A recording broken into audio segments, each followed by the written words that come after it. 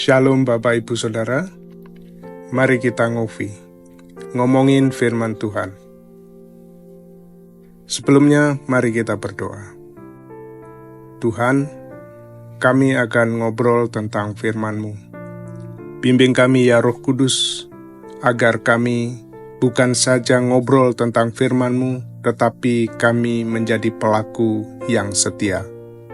Dalam nama Yesus, firman yang hidup, kami berdoa. Amin. Hari ini kita ngopi dari 2 Tawarikh 34 ayat 3. Pada tahun ke-8 pemerintahannya ketika ia masih muda, Yosia mulai mencari Allah dari Daud, bapa leluhurnya.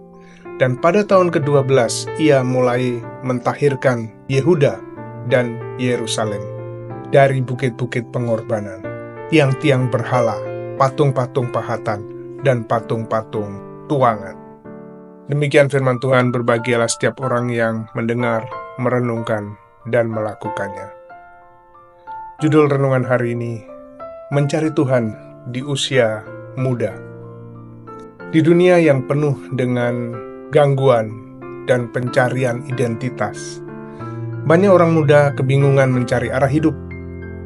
Namun Alkitab memperlihatkan bahwa masa muda bukan halangan untuk mencari Tuhan, melainkan justru waktu terbaik untuk mengenalnya dan dipakai oleh Dia. Yosia adalah contoh luar biasa dari seorang muda yang mengejar Tuhan dengan sungguh-sungguh. Yosia menjadi Raja Yehuda pada usia 8 tahun.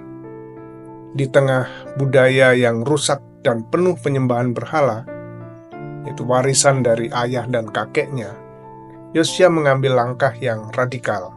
Di usia 16 tahun, yaitu di tahun ke-8 pemerintahannya, ia mulai sungguh-sungguh mencari Allah, dan di usia 20 tahun, ia memimpin reformasi rohani besar-besaran.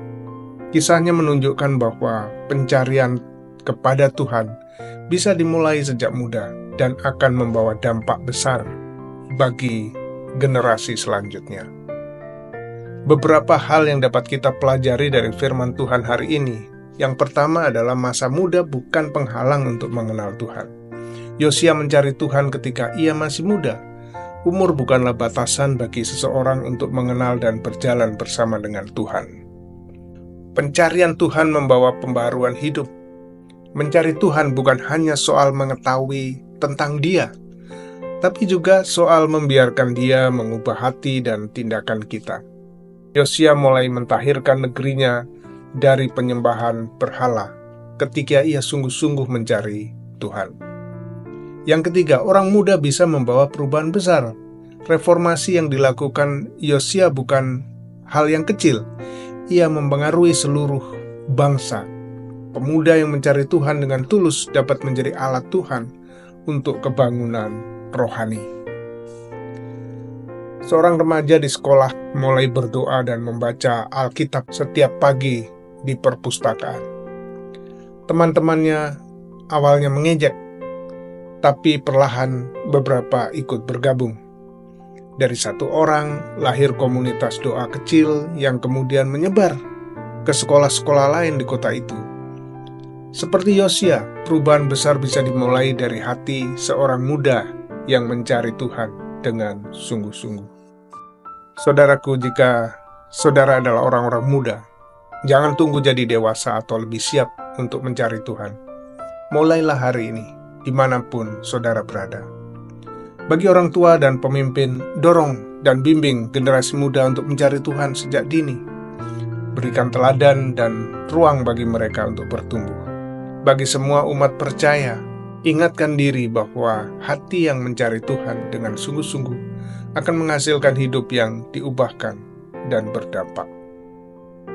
Mari kita berdoa. Tuhan, terima kasih atas teladan dari Raja Yosia. Engkau bekerja bahkan melalui seorang anak muda yang hatinya mau mencari Engkau.